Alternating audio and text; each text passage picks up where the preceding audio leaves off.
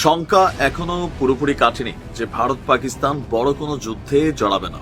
বিশেষ করে যখন আমরা দেখছি দুই দেশের প্রতিরক্ষা মন্ত্রণালয়, সেনাবাহিনীর ব্রিফিং, পাশাপাশি রাজনৈতিক নেতাদের বিভিন্ন ধরনের কথাবার্তা। তো এর মাঝখানে আজকে সারাদিন যাবৎ ভারতের অপারেশন সিন্দুরে আসলে কি ঘটেছিল নানান তথ্য উপাত্ত সামনে আসছে। বিশেষ করে সবাইকে অবাক করেছে যখন ভারতীয় সেনাবাহিনীর 50 জন সদস্য, কতজন?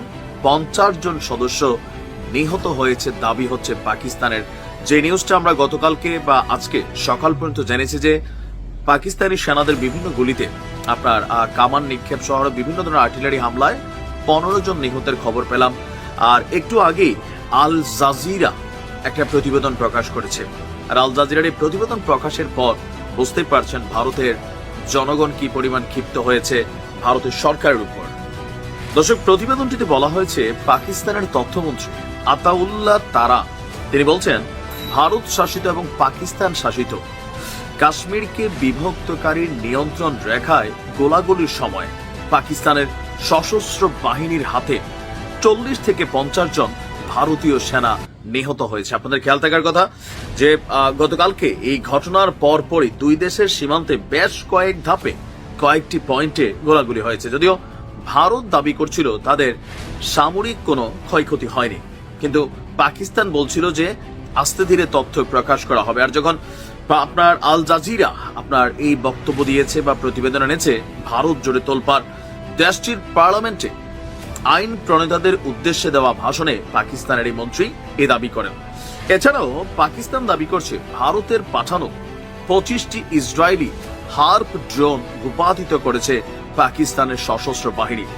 দেশটির আইএসপিআর বলছে পাকিস্তানের সশস্ত্র বাহিনী তাদের সফট কিল এবং হার্ড কিল, সফট কিল হচ্ছে প্রযুক্তি, হার্ড কিল হচ্ছে সরাসরি অস্ত্র ব্যবহার করে দক্ষতা সম্পূর্ণরূপে তারা ব্যবহার করে ভারত কর্তৃক পাঠানো 25টি ইসরায়েলের তৈরি হার্প ড্রোন তারা গুলি করে ভূপাতিত করেছে।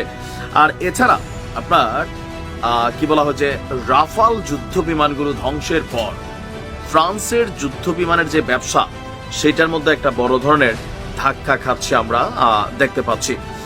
এছাড়া এ পর্যন্ত আর সর্বশেষ আপডেট হচ্ছে এই যুদ্ধ আর চলমান হবে না কি হবে না। আজকে আমরা দেখছি আপনার অসরাম না কোন একটা এলাকার মধ্যে ভারত ব্ল্যাক আউট যে মহড়া, মানে পাকিস্তানে হামলার ঠিক আগের রাতে যে ব্ল্যাক আউট মহড়া করেছিল, এরপরে এই ব্ল্যাক আউট মহড়া দ্বিতীয়বার দেখলাম এবং ছোট আকারে নাকি একটা অভিযানও পরিচালনা করেছে। যদিও এটা নিয়ে গণমাধ্যমে ওই পরিমাণ তথ্য উপাত্ত বা ক্ষয়ক্ষতির কোনো কিছু আসে নাই। বলা হয়েছে যে আর্টিলারি অথবা ড্রোন হামলাটা খালি একটা স্থানে গিয়া পড়ছে, এখানে ক্ষয়ক্ষতির কোনো আপডেট নাই। তবে এই মুহূর্তে কূটনৈতিকভাবে আমরা দেখছি যে আপনার পাকিস্তানের বক্তব্য ভারতের বক্তব্যে কিছুটা পার্থক্য আছে। ভারত বলছে তারা সম্ভবত আর দ্বিতীয় ধাপে বড় কোনো হামলা চালাবে না যদি পাকিস্তান পাল্টা কোনো আপনার হামলা না করে। আর পাকিস্তানের ভূমিকা কি আজকে আমরা দেখেছি যে সশস্ত্র বাহিনীকে নির্দেশনা দেওয়া হয়েছে, পূর্ণ স্বাধীনতা দেওয়া হয়েছে। এখন পাকিস্তানের সশস্ত্র বাহিনী কখন কিভাবে রিয়েক্ট করে তারপর হয়তো বলা যাবে।